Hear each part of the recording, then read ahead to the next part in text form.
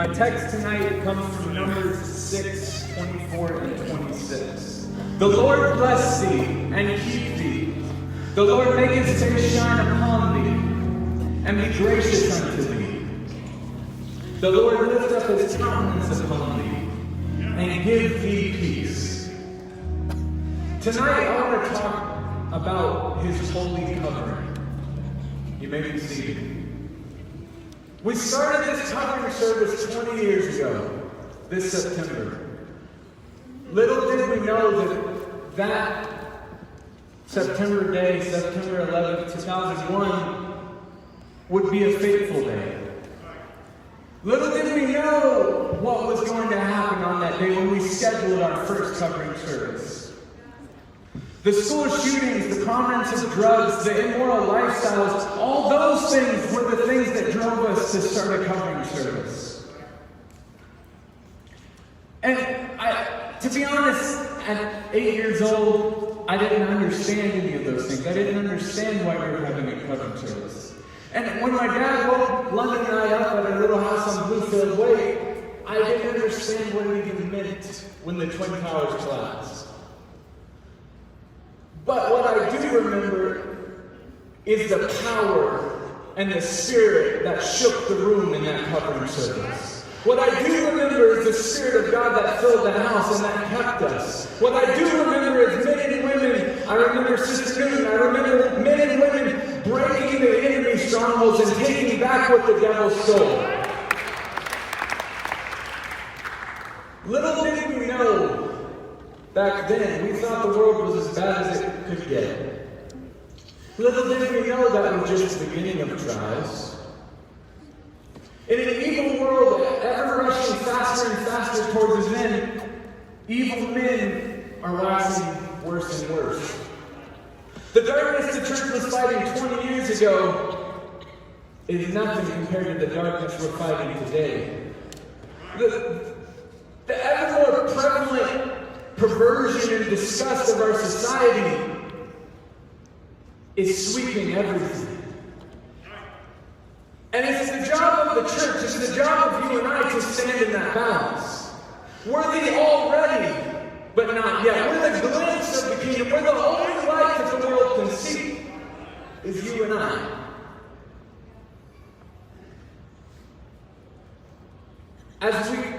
Right now, we're watching the world slip back into another COVID crisis. We've been in this pandemic, but we're watching this dystopian nightmare come back again. Little by little, churches are getting shut down again. Little by little, people are putting masks back on again. Little by little, people are beginning to live in fear. Our nation is more divided than ever.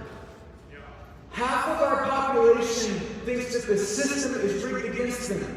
And the other half of the population doesn't believe the president is the president. What does that mean for your children, parents? What does it mean when the governors that govern our states are not content to just prey on our civil liberties, but begin to prey on our young women? What does it mean when crime and suicide and drug use are at all-time highs and the peak keep being raised? What does that mean for your children? What does it mean that in the last year, 574 battles were fought between the Antifa and the police? What does that mean for your children? What does it mean that now boys can legally take showers in your daughter's locker room? What does it mean that there are doctrines being taught on your grade school campus with the stated intent of destroying the nuclear family?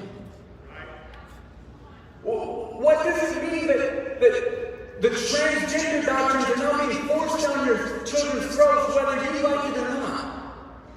What does that mean for those children? What kind of world are these children growing up in? What does it mean that women who objectify themselves on a stage at the Grammys are now praised for their courage, and men that dress up as little girls are praised as icons and gods? What does that mean for the state of your children? What does that mean for the state of this nation? What does that mean for the future? There's a generation of children growing up and young people growing up, and we're older than you think. 90% of children over the age of 12 interact with pornography at least once a week.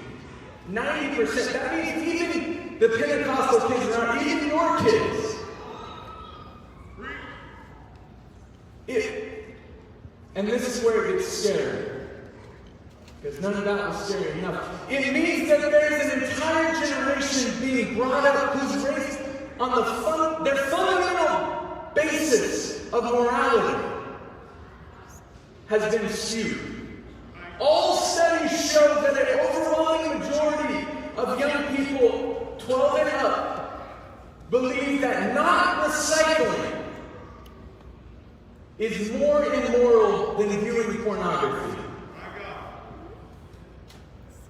It's not that these children, it's not that these young people are trying to be rebellious or are just these terrible little kids. They've grown up in a world where right is wrong and wrong is right. The world we live in is so twisted and so dark and so immoral that everything we know is twisted on its axis.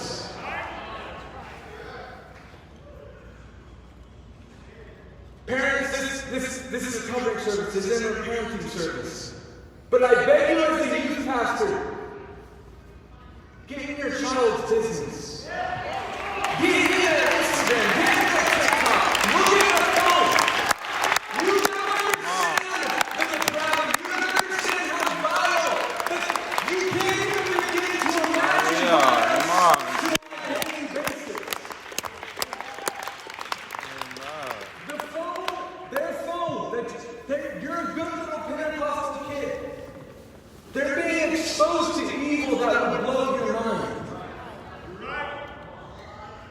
Our schools have become ever more dangerous breeding grounds for discontent, the tearing down of the nuclear family, and gender confusion. For most, school is the place where they first were exposed to drugs. I'm not going to ask for a show of hands, but I know a lot of youth in our little safe city that school was the place where it happened. Not just in some far-off urban danger zone, but here in Pleasant Grove.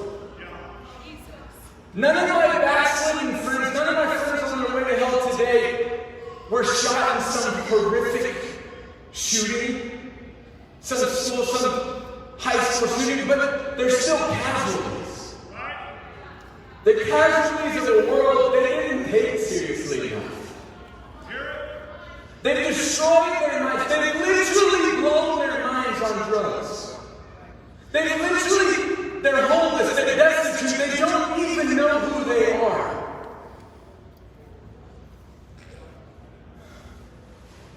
Homosexuality, STDs, young men who were created for more. Young men with the call of God on their life. Young men who wanted to change the world. Young men who are supposed to be great. There's a grief that can't be spoken. There's a pain that goes on and on. Empty chairs and empty tables. Now my friends are dead and gone. Here they talk of revolution. Here it was, they flipped away. Here they say about tomorrow, but tomorrow never came. From the table in the corner, they could see where we were born. And they rose with voices ringing, and I can hear them now. You think you have time, you think it's just a matter of growing up, you think it's just once you're done with high school or done with college. The culture has tricked you into normalizing things that are an abomination to Him. You fool around with little sus jokes, you fool little games, not realizing the eternal consequences. Not realizing that there's more at stake than your little funny games. Oh, we're just swerving. Oh, we're just being funny. It won't affect you. Yeah, maybe it won't. Maybe it will. But what about the young man who is struggling with that? What about the young woman who is struggling with that? And your little games and your little funny things. What about your responsibility? Oh, we weren't drinking. Oh, we weren't doing drugs. Oh, we're just playing those games. Oh, we're just fake shotgunning. Oh, we're just kids initiative through. Come on. Kids initiative group didn't start out strung out on drugs. But those same kids are today strung out on drugs. Addicted to heroin. In rehab over and over and again. I ask you, what about your responsibility, young people? What about your responsibility? What about your call of God? What about you as a child of God? You've been given power. You've been given this place. You've been given this freedom. You've been given this peace. So what about your call of God? What about your responsibility? I'm fine. I'll wait until I get older. I'll wait until I after high school or after college or after, I'll wait till I do home corps or I'll wait till after home corps. What if I get bullied for standing up? What if I'm singled out for standing up? What if I don't have any friends? What if at school no one likes me? Who cares? Who cares? Yesterday my feed was filled with videos and pictures of the bipartisan disaster in Afghanistan. I couldn't help but think of the terror that young men and women must be feeling. The terror of an evil regime that was so great that they would cling to the bottoms of an airplane knowing they were going to die. But a terror so great that falling thousands of feet and smashing into the concrete was better than living in that regime. Boys being forced to become soldiers and kill their brothers. Girls being forced to become slave wives. Not 2,000 years ago, not 200 years ago, but yesterday, today. What about the thriving underground church in Afghanistan? What about your brothers and sisters in Afghanistan who, as we speak, are being tortured to death? Young people being tortured to death for what they believe. And we take it so lightly. We play games so lightly. We mess around so lightly. We scroll so lightly. We make jokes so lightly.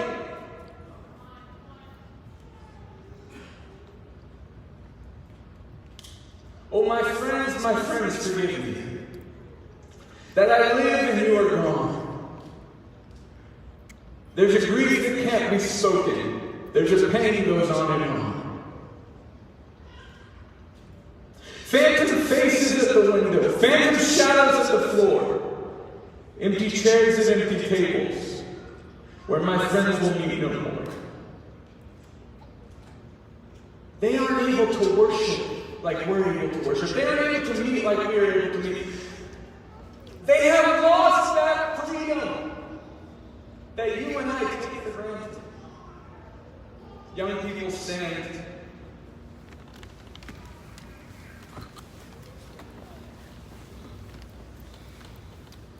Musicians come. I know it's hard. I know there's a lot of pressure. I know that culture fights you every day. Culture that's so distorted, that's so disgusting, that's so corrupt, that right is right and wrong is wrong and wrong is wrong and right is wrong. I know!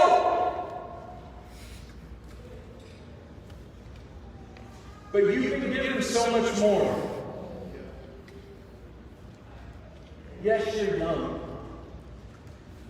Yes, you're young to have to make a sacrifice, or you're young to have to take a stand, or you wish you could wait till you're 30 or 40. But you cannot escape the responsibility of tomorrow by avoiding it today. Young people, students, tonight, this is a different covering service.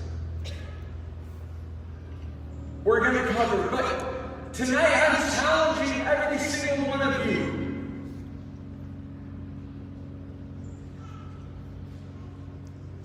Let's take it on.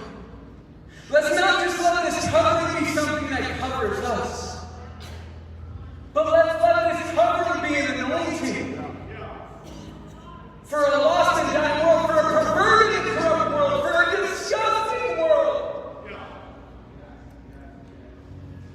That you and I are meant to be the light.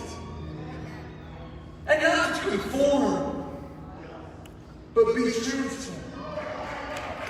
Tonight I'm challenging each and every young person in this house. I want all the students 12 to college to meet me in the altar. I want the children to meet us in the choir loft with their parents.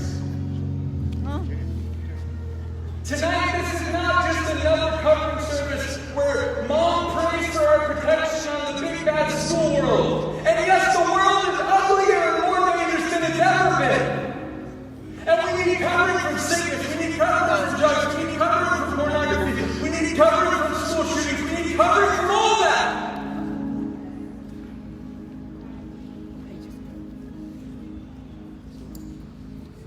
But that covering is unto something. That covering is unto you to become an army.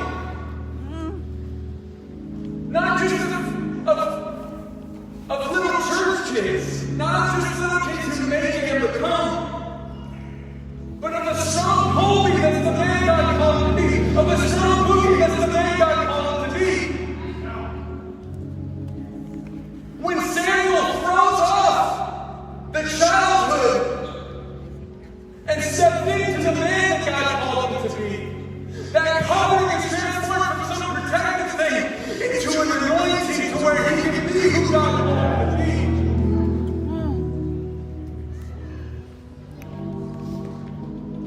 Tonight, as the musicians begin to play and sing, I want every head bowed, every eye closed. God, I want you to move over this altar. God, I want you to touch each and every young person in this house. God, I don't want you to just cover them, but I want you to anoint them. I want you to sweep your power